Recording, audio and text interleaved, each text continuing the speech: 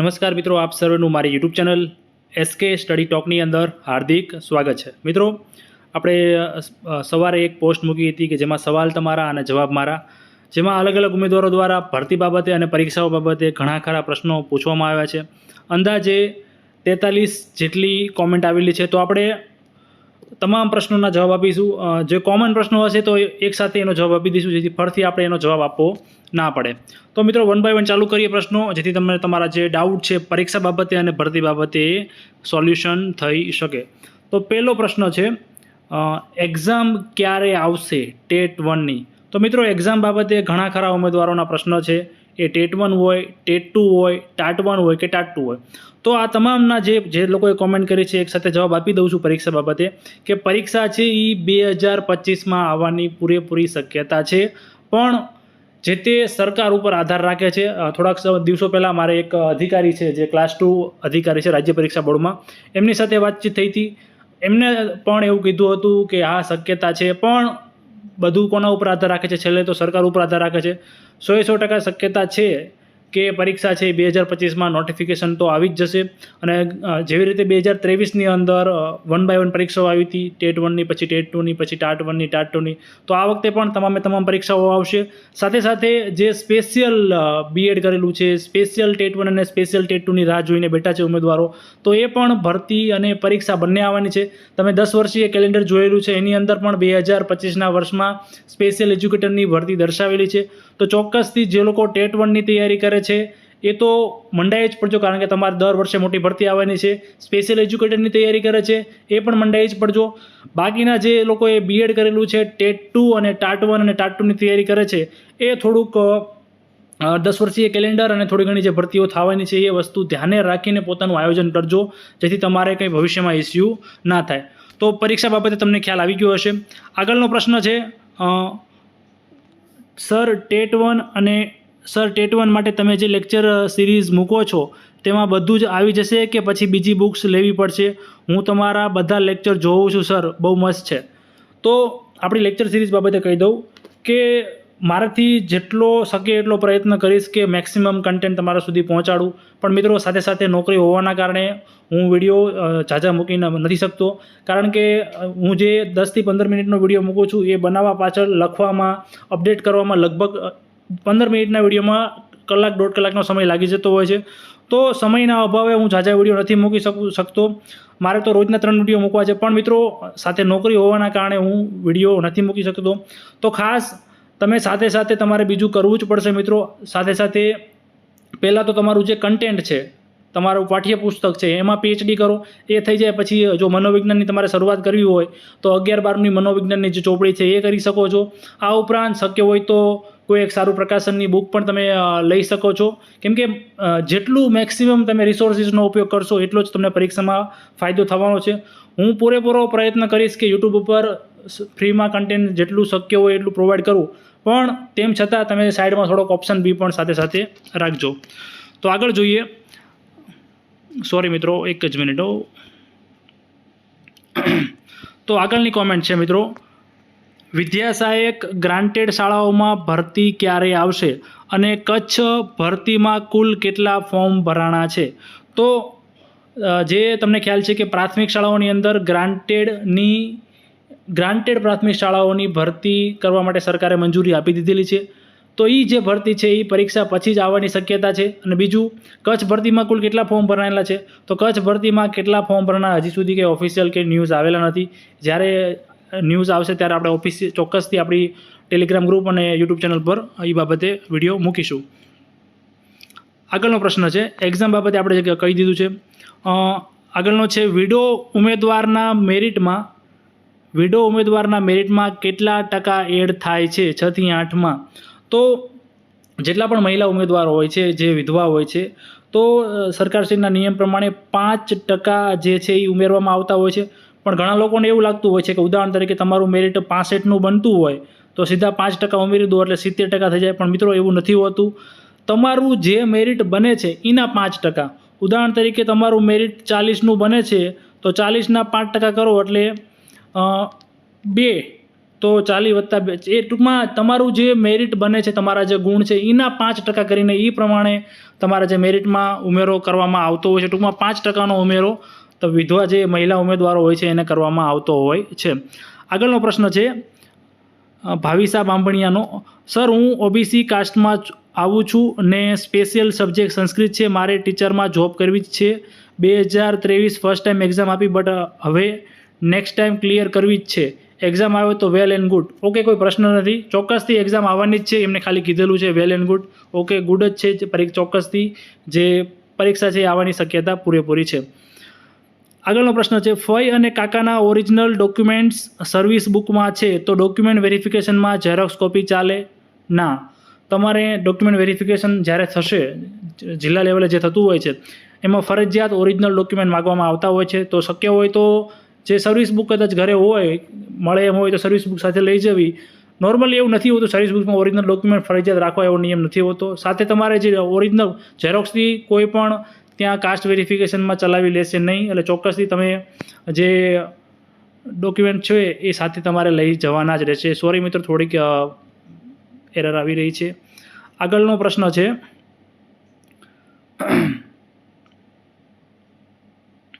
આગળનો પ્રશ્ન છે 10 વર્ષીય કેલેન્ડર પ્રમાણે માધ્યમિક શાળાઓમાં સરકારી શાળામાં સાવ ઓછી જગ્યા છે તો ગ્રાન્ટેડ શાળામાં માધ્યમિક શાળાઓમાં અંદાજિત કેટલી જગ્યા આવી શકે?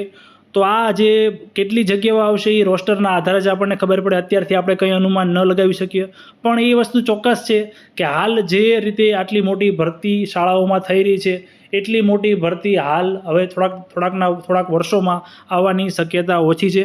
તમે જે 10 વર્ષીય કેલેન્ડર જોયું એમાં પણ માધ્યમિક અને ઉચ્ચતર માધ્યમિકમાં અંદાજે 100, 150, 200 એવી જ જગ્યાઓ છે. તો ગ્રાન્ટેડની અંદર વધીને આપણે એવું માની લઈએ કે 200, 250, 300 જગ્યાઓ આવી શકે છે. બાકી એ જે તે રોસ્ટર ઉપર એ વસ્તુ આધાર રાખતી હોય છે. આગળનો પ્રશ્ન છે સર, હું MA BEd છું તો ટેટની એક્ઝામની તૈયારી કરાય? હા, તમે BEd કરેલું છે અને તમારી જો ગણતરી શિક્ષક બનવાની છે તો ચોક્કસથી ટેટની તૈયારી તમે કરી શકો છો. આગળનો પ્રશ્ન છે નીતા ગોસ્વામી. નમસ્તે સર, હાયર સેકન્ડરી ગ્રાન્ટેડ સ્કૂલની ભરતી કેમ અટકી ગઈ? ફરી ક્યારે ચાલુ થશે? મેં ઓનલી હાયર સેકન્ડરી ગ્રાન્ટેડમાં જ ફોર્મ ભર્યું છે. મારો સબ્જેક્ટ ઇંગ્લિશ છે. 130 માર્ક, મેરિટ નંબર 120 છે. મને મારી ચોઈસ મુજબ સ્કૂલ મળશે કે કેમ? પ્લીઝ રિપ્લે કરજો સર. તો ભરતી અટકવાનું કારણ શું છે? તમને ખ્યાલ છે કે 11-12નું જે શાળા ફાળવણીનો કાર્યક્રમ પણ પતી ગયો છે. ગ્રાન્ટેડની પ્રોસેસ ચાલુ જ થવાની હતી, પણ શાળા ફાળવણીમાં જે ઘટના બની, ઘણા ખરા ઉમેદવારોના FMLમાં નામ હતા, તેમ છતાં જનરલવાળાને જે કેટેગરીના લાભ આપવામાં આવ્યો એના કારણે આ ઘટના બની. અને એક રીતે આમ બહુ કાંઈ ઓલું ઇસ્યુવાળું હતું પણ નહીં, કેમ કે જનરલની જે સીટ ખાલી રહી છે તો એમાં નીચલા મેરિટવાળા એટલે કે જનરલ પ્રમાણે જેનો વારો આવતો હોય એમને વેઇટિંગમાં વારો આવવાનો જ હતો. પણ ભરતી બોર્ડ દ્વારા આ પણ ભૂલ કરી કે સાથે 1.2 ગણા કે 1.6 ગણા ઉમેદવારોને એકસાથે જિલ્લા પસંદગી આપી દીધી હોત તો આ પ્રશ્ન સીટ ખાલી રહેવાનો પ્રશ્ન ન થાત. તો આ બાબતે ઘણા ખરા ઉમેદવારોએ રજૂઆતો કરેલી, છાપામાં આવેલું, તો આ બાબતે સરકારનું ધ્યાન દોરાણું. એના કારણે સરકારે જે તે ભરતી, તમે ઓડિયો પણ સાંભળેલો હશે, જે ઓડિયો ભરતી બોર્ડ અને ઉમેદવાર સાથે વાતચીતનો એક ઓડિયો વાયરલ થયેલો. તો આ બાબતે ભરતી જે સરકારે એ બાબતે અહેવાલ મગાવ્યો છે એમાં બહુ ઝાઝું લાંબુ નહીં હાલે, 2-3 દિવસોની અંદર એનું સરકાર જે કંઈ હશે એ કહી દેશે. એટલે એ પ્રમાણે ભરતી બોર્ડે આગળ કરવાનું રહેશે. એટલે બહુ કંઈ એટલી બધી અટકી નથી ગઈ. 4-5 દિવસમાં તો ફરીથી જે ભરતી બોર્ડ છે એ 11-12 ગ્રાન્ટેડની પ્રોસેસ ચાલુ કરી દેશે.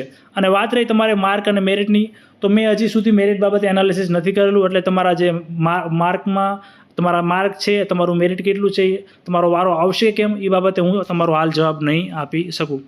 આગળનો પ્રશ્ન છે 9થી 12ની ભરતીમાં જૂનામાં જેમ હાઈ મેરિટ વાળાને કેટેગરીનો લાભ નહોતો મળતો એમ આ વખતે પણ 9થી 12માં થવું જોઈએ. પહેલાં આવા બધા પ્રશ્ન નહોતા આવતા એટલે પહેલાં જેમ બરાબર છે. ટૂંકમાં એ બેન એવું કહેવા માગે છે, સંગીતાબેન ભગત, ટૂંકમાં પહેલાં જે સિસ્ટમ હતી કે જનરલમાં જેનો વારો આવે ને ફરજિયાત જનરલની સીટ લેવી પડે, કેટેગરીનો લાભ ન મળે. તો તમારી જો આ પ્રકારની રજૂઆત હોય તો ચોક્કસ તમે ભરતી બોર્ડને રજૂઆત કરી શકો છો. બાકી ડિસિઝન તો જે તે ભરતી બોર્ડે જ લેવાનું છે. આગળનો પ્રશ્ન છે પરીક્ષા બાબતે આપણે વાત કરી દીધી છે. કેલ્ક્યુલેશન 07નો પ્રશ્ન છે. બર્થ એન્ડ LCમાં 2 મંથનો ગેપ છે હું એસટીમાં આવું છું, એસટી માટે જન્મ અને મરણ રજિસ્ટરના ઉતારા પણ માગ્યા છે, તો હવે શું કરી શકાય? પહેલી વસ્તુ, તમારા જે ડોક્યુમેન્ટ છે બધા, આધાર કાર્ડ છે, ચૂંટણી કાર્ડ છે, તમારા જે કંઈ ડોક્યુમેન્ટ છે, બાકી એની બધામાં કઈ જન્મ તારીખ છે, એ જન્મ તારીખ તમારા એલસીમાં છે કે બર્થ ડેટમાં છે, તો એ જોતાં એક પ્રકાર એવું એક એફિડેવિટ રજૂ કરી દેજો કે જે એલસી અથવા બર્થ સર્ટિફિકેટ છે, બેમાંથી એકની જન્મ તારીખ તો તમામ ડોક્યુમેન્ટમાં હોવાની છે, આધાર કાર્ડ, ચૂંટણી કાર્ડ. તો એ પ્રકારનું સોગંદનામું રજૂ કરી દેજો કે જે તે સમયે ભૂલના કારણે આ પ્રકારનું થયેલું છે. બાકી બહુ કાંઈ ઇસ્યુ નથી આવવાનો. ઘણા ઉમેદવારો ડરી જતા હોય છે કે સાહેબ આવી બધી ભૂલ છે, નોકરીમાંથી કાઢી નાખશે. મિત્રો, તમે જૂની હિસ્ટ્રી ચેક કરી લેજો, કોઈ એવી ઘટના નથી બની કે આવી નાની નાની બાબતોને કારણે ભરતી બોર્ડ તમારી ઉમેદવારી રદ કરી નાખે. બાકી ટેન્શન લેવાની કોઈ પણ જરૂરિયાત રહેતી નથી. આગળનો પરીક્ષા બાબતનો પ્રશ્ન છે, આપણે વાત થઈ ગઈ. આગળનો છે ભાવિસા બાંભણિયા. સર, 6 થી 8માં ગુજરાતી સિલેબસ ચેન્જ છે, તો ટેટ 2 ભાષા માટે ઓલ્ડ કે ન્યૂ કોર્સ પ્રિપેરેશન કરવો? મિત્રો, પ્રિપેરેશન બાબતે હું તમામને કહી દઉં છું, આ તો ખાલી ભાષાનો પ્રશ્ન છે.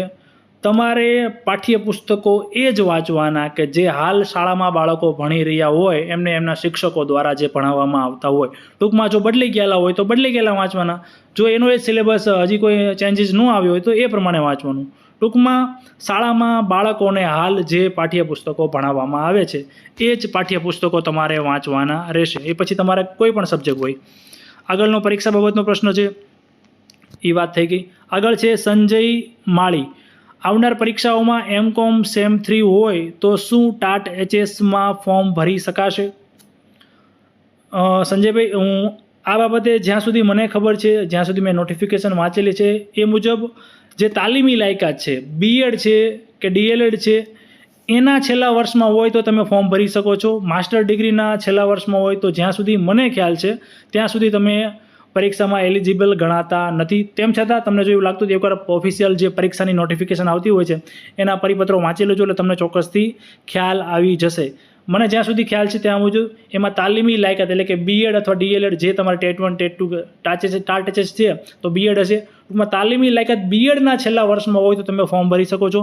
એ રીતનું રાજ્ય પરીક્ષા બોર્ડે એક વખત પરિપત્ર કરીને પણ જણાવેલું છે. તો એમકોમ સેમ 3ના તમે ત્રીજા સેમમાં હોય તો તમે, જ્યાં સુધી મને ખ્યાલ છે ત્યાં સુધી પરીક્ષા ભરવા માટે એલિજિબલ ગણાતા નથી. સર, ટેટ 1માં મેથ્સ અને ઇંગ્લિશમાં સારા માર્ક્સ લાવવા માટે કોઈ બુક, વિડીયો સિરીઝ કે ઓફલાઈન ક્લાસ વિશે માર્ગદર્શન આપજો. જો મારી વાત કરું અને મને જે મારા અનુભવોને આધારે લાગ્યું છે કે ઇંગ્લિશ બાબતે મેં અગાઉના જૂના આપણે યુટ્યુબના વિડીયોમાં પણ કીધું છે કે ઇંગ્લિશ બાબતે જો કોઈને બુક કે લેવી હોય, વિડીયો લેવો હોય તો સૌનાક પટેલ સર, તમે યુટ્યુબમાં સર્ચ કરશો વેબ ડેમી તો એમનું મને સારું લાગ્યું છે. બાકી તમને પણ કોઈ બીજા સાહેબનું લાગતું હોય સારું તો તમે એ પરચેસ કરી શકો છો. મેથ્સની અંદર મને બકુલ પટેલ સર, ભેંસકી પાઠશાલા છે, એમનું કન્ટેન્ટ સારું એવું લાગ્યું. તો ખાસ બાકી તમારી રીતે દરેક વ્યક્તિ આ બાબતે થોડુંક મંતવ્ય અલગ અલગ હોય છે. તો તમે ગણિતની અંદર ભેંસકી પાઠશાલાનું જે બકુલ પટેલ સર છે એમનું અને ઇંગ્લિશની અંદર સૌનાક પટેલ સરનું પરચેસ કરી શકો છો. પ્રતિક છે, નમસ્કાર, તમે આજે સિરીઝ ચાલુ કરી છે મનોવિજ્ઞાનવાળી, એ કમ્પ્લીટ થતાં અંદાજે કેટલો ટાઈમ લાગશે? એન્ડ ટાટ એચએસ પ્રિલિમમાં આના સિવાય અલગથી કંઈ કરવું પડશે કે આના બધા જ ટોપિક ઇન્ક્લુડ થઈ જશે? આ લગભગ ફરતી આપણી પાસે કોમેન્ટ આવી છે. આપણે વાત થઈ ગઈ, અગાઉ વાત કરી દીધી છે કે વાર લાગશે કેમ કે હું સમયસર નોકરી હોવાના કારણે વિડીયો મૂકી શકતો નથી. આગળનો પ્રશ્ન છે, સર પ્લીઝ આન્સર આપશો કે મારે એસસી કાસ્ટ વેરિફિકેશન માટે પાપાનું એલસી અને કાસ્ટ સર્ટિફિકેટ છે તો પેઢી નામું કરાવવું પડશે કે નહીં? તમારે એસસી કેટેગરીમાં જો ડોક્યુમેન્ટ વેરિફિકેશન કરાવવાનું છે, કાસ્ટ વેરિફિકેશન કરાવવાનું છે, જો તમે કાકા, દાદા, ફોઈ આમના જો ડોક્યુમેન્ટ રજૂ કરો છો તો તમારે પેઢીનામાની જરૂર પડતી હોય છે. પિતાના ડોક્યુમેન્ટ તમારી પાસે છે તો કોઈ પેઢીનામાની જરૂર પડતી નથી. આ બાબતે વીએસબીની ઓફિશિયલ સાઇટ ઉપર પરિપત્ર પણ મૂકેલો છે, તમે એકવાર વાંચી લેજો એટલે તમને આ બાબતે ચોક્કસથી ખ્યાલ આવી જશે. સુથાર દિનેશનો પ્રશ્ન છે આગળનો, ઓબીસીમાં જાતિ વેરિફિકેશન માટે પાપાનું જાતિ પ્રમાણપત્ર જોશે? તો જ્યાં સુધી મેં વાંચેલું છે, જે ઓફિશિયલ સાઇટ ઉપર મૂકેલું છે, અહીંયા ક્યાંય પિતાના જાતિના પ્રમાણપત્ર માગવામાં નથી આવેલું. ઓબીસીની અંદર તમારે પિતાનું 1/4/1978 પહેલાંનું શાળાની દાખલ તારીખ હોય તો એલસી અથવા વયપત્રકનો ઉતારો હોય તો તમારું કાસ્ટ વેરિફિકેશન ઇઝીલી થઈ જતું હોય છે. તમારા પિતાના જાતિના પ્રમાણપત્રની લગભગ જ્યાં સુધી મેં પરિપત્ર વાંચેલો છે ત્યાં સુધી જરૂર પડતી નથી. દિશાંત પંચાલનો આગળનો પ્રશ્ન છે, 9 થી 12 ભરતી ક્યાં સુધીમાં પૂરી થશે?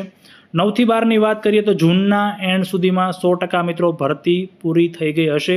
લખીને રાખજો 9 થી 12. વિદ્યાસહાયકમાં લગભગ વિદ્યાસહાયક પણ અત્યારે જે પ્રમાણે ચાલી રહ્યું છે એ પ્રમાણે પેરેલલ ચાલી રહી છે.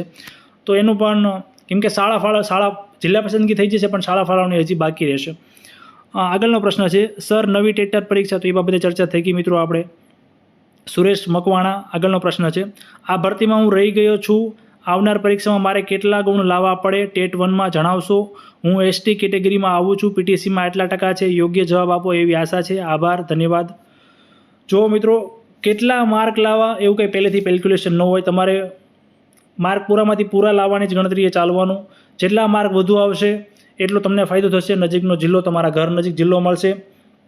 તમારે ઓલરેડી પીટીસીમાં જે ટકા છે એ પ્રમાણે તમે કેલ્ક્યુલેશન કરવા માગતા હોય તો 25% પ્રમાણે પીટીસીના, 20% પ્રમાણે 12માના ને એ પ્રમાણે 5% કોલેજના, અને એ રીતે તમે ગણતરી કરીને પોતાની રીતે ગણતરી કરી શકો છો. પણ એવી કંઈ ગણતરી અત્યારે કરવાની જરૂર નથી રહેતી.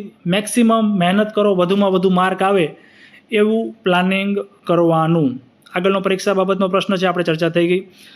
6 થી 8 ગણિત વિજ્ઞાનમાં 9 થી 12 વાળા અંદાજિત કેટલા ઉમેદવાર કોમન હશે? ઘણા ખરા ઉમેદવારો કોમન હશે, પણ મિત્રો આ બાબતે મેં ચોક્કસથી એનાલિસિસ નથી કરેલું.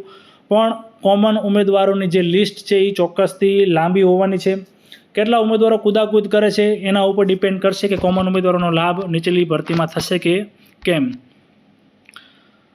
આગળનો પ્રશ્ન મેરિટ બાબતનો છે. આપણે મેરિટ બાબતનું એનાલિસિસ નથી કરેલા, એટલે આપણે જે તે પ્રશ્નો જે ઉમેદવારોએ પૂછેલા છે એના જવાબ નહીં આપી શકીએ. આગળનો પ્રશ્ન છે, Rashid Sheikh, sir colour blindness હોય તો ટીચર બની શકાય? રશીદભાઈ, જ્યાં સુધી મને ખ્યાલ છે ત્યાં સુધી અમુક જે પરીક્ષાઓ હોય છે સરકારી, ઉદાહરણ તરીકે ટ્રેનના ડ્રાઈવર છે, પોલીસની અંદર પણ કદાચ હોય છે, આ ઉપરાંત એ પ્રકારની જે પરીક્ષાઓ હોય છે ત્યાં કલર બ્લાઇન્ડનેસને ઉમેદવારોને રાખવામાં નથી આવતા. પણ ટીચરની અંદર જ્યાં સુધી મને ખબર છે, કેન્દ્રની અંદર બેંકની જે એક્ઝામો હોય છે, આરઆરબી, એસએસસી, સીજીએલની, એમાં પણ કલર બ્લાઇન્ડનેસવાળા ઉમેદવારોને વેલિડ ગણતા હોય છે. તો શિક્ષક ભરતીની અંદર શક્યતા ચોક્કસથી છે કે તમે વેલિડ ગણી શકશો. વધુ તમારે જો આ બાબતે જાણવું હોય તો તમે ભરતી બોર્ડ અથવા રાજ્ય પરીક્ષા બોર્ડનો ઓફિશિયલ વેબસાઇટ ઉપર જે હેલ્પલાઇન નંબર આપવામાં આવેલા છે ત્યાં પણ કોન્ટેક્ટ કરીને આ બાબતે જાણી શકો છો. વિજયભાઈનો પ્રશ્ન છે, વિજય 4838, કોલેજ પછી પીટીસી કરી શકાય? તમે પીટીસી તમે જો 12 પાસ કરેલું છે તો તમે ગમે ત્યારે પીટીસી કરી શકો છો. તમે કોલેજ કરેલી હોય કે ન કરેલી હોય, તમે 12 ધોરણ પાસ હો, પીટીસી છે એ 12મા પછી કરી શકાય છે, તો તમે ચોક્કસથી જે પીટીસી છે એ કરી શકો છો. આગળનો પ્રશ્ન છે, ભરતી ક્રમિક થશે કે નહીં? પહેલી વસ્તુ મિત્રો, જ્યારથી કુબેરભાઈ ડિંડોર આપણા જે શિક્ષણ મંત્રી છે એ તો પહેલેથી એવું કહેતા હતા કે ભરતી ક્રમિક થશે. પણ 1 થી 5નું તમને ખ્યાલ છે કે જિલ્લા પસંદગી એવું ધીમે ધીમે પતવા આવ્યું છે. જો તમને ખ્યાલ છે અત્યારે થોડાક દિવસો માટે હાલ જે માધ્યમિકની અને ઉચ્ચતર માધ્યમિકની ભરતી પ્રોસેસ સ્થગિત થઈ ગઈ છે. જો હજી થોડીક વધુ વાર લાગશે તો 6 થી 8ની જિલ્લા પસંદગી પણ પતી જશે. તો ક્રમિક થશે, પણ કેમાં? ખાલી માધ્યમિક અને ઉચ્ચતર માધ્યમિકની અંદર ક્રમિક થશે. તમે જોયું 11-12નું સરકારી, પછી 11-12 ગ્રાન્ટેડનું, પછી 9-10 સરકારી, પછી 9-10 ગ્રાન્ટેડ, એ રીતે ક્રમિક થશે. બાકી સરકાર ઉપર આધાર છે. જો ક્રમિક કરવું જ હોય તો થોડાક દિવસો પૂરતું જે 6 થી 8ની જિલ્લા પસંદગી છે, જે ઉમેદવારો નીચલા મેરિટવાળા છે, જે ઉમેદવારો બોર્ડર ઉપર છે, ચોક્કસથી એમને રજૂઆત માટે પહોંચવું જોઈએ. નહીંતર થશે કેવું મિત્રો, 9-10 અને 11-12ની અંદર ઢગલો ઉમેદવારો કોમન છે કે જેને 6 થી 8માં પણ પાસ છે.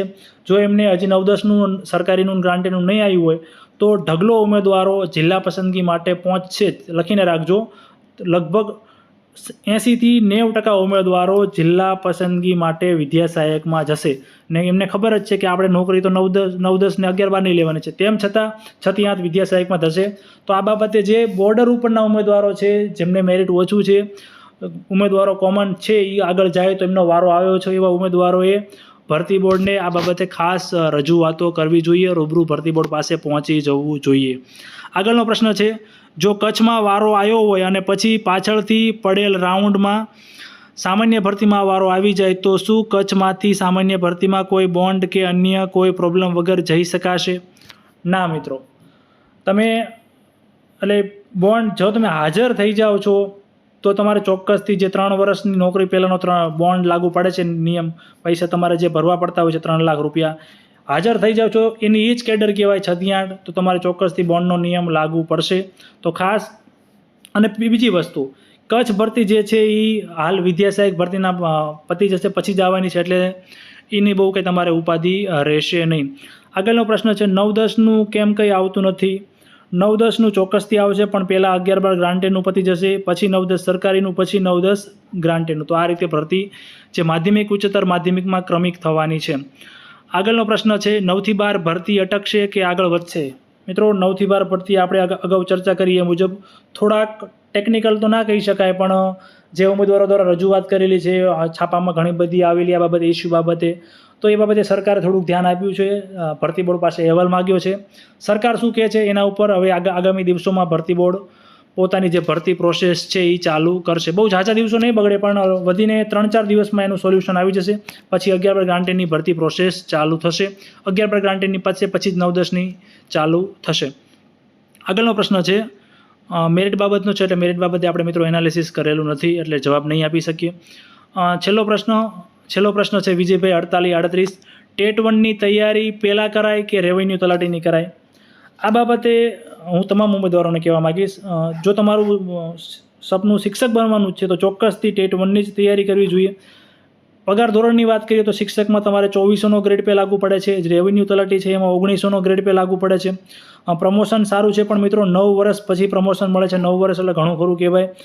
બીજું બધું, તમને જો વહીવટી કામગીરી કરવી ગમતી હોય તો રેવન્યુની પોસ્ટ સારી કહેવાય. બહુ કાંઈ એમાં લોડ હોતું નથી. જમીનના જે કામ હોય છે તમારે, જે 7-12-8 આની નકલું હોય, એમાં વારસાઈ કરવાની, ટૂંકમાં એ જમીન બાબતનો કામ આવતા હોય છે. મકાનના ને બધા જે કામ હોય છે એ જે પંચાયત સેક્રેટરી હોય છે, ગામના જે તલાટી હોય છે, એમને આવતું હોય છે. તો શિક્ષક જ બનવું છે તો ટેટ 1 સારી છે. બીજું વસ્તુ, તૈયારી તો અત્યારે મિત્રો તમે જો પીટીસી કરેલું છે તો ટેટ 1ની જ કરજો, કારણ કે કોમ્પિટિશન હાવ ઓછી છે. રેવન્યુ તલાટીના ફોર્મય પણ ઢગલો ભરાશે, અને બહુ મોટા પાયે કોમ્પિટિશન હશે. તમારે મેઇન્સ પણ આપવી પડશે, જ્યારે ટેટ 1ની અંદર એક જ પેપર, ફોર્મો પણ ઓછા ભરાશે, ભરતી પણ મોટી આવશે. તો ખાસ ટેટ 1ની તૈયારી, મારી તો એવી સલાહ રહેશે કે ટેટ 1ની તૈયારી કરજો, હાલ રેવન્યુ તલાટીની તૈયારી ન કરતા. તો મિત્રો, લગભગ આપણે તમામ મિત્રોના પ્રશ્નોના જવાબ આપી દીધા છે. અમુક પ્રશ્નોના જવાબ નથી આપી શક્યો કારણ કે મને એ બાબતે નહોતી ખ્યાલ. તો મિત્રો, વિડીયો ગમ્યો હોય તો વિડીયોને લાઇક કરજો. તમારા જે મિત્રો છે ટેટની તૈયારી કરે છે, ભરતીની રાહ બાબતે હાલ છે, તો એ તમામ ઉમેદવારો સુધી વિડીયો શેર કરજો, અને હજુ સુધી ચેનલને સબસ્ક્રાઈબ ના કરી તો ચેનલને સબસ્ક્રાઈબ કરી દેજો. ધન્યવાદ.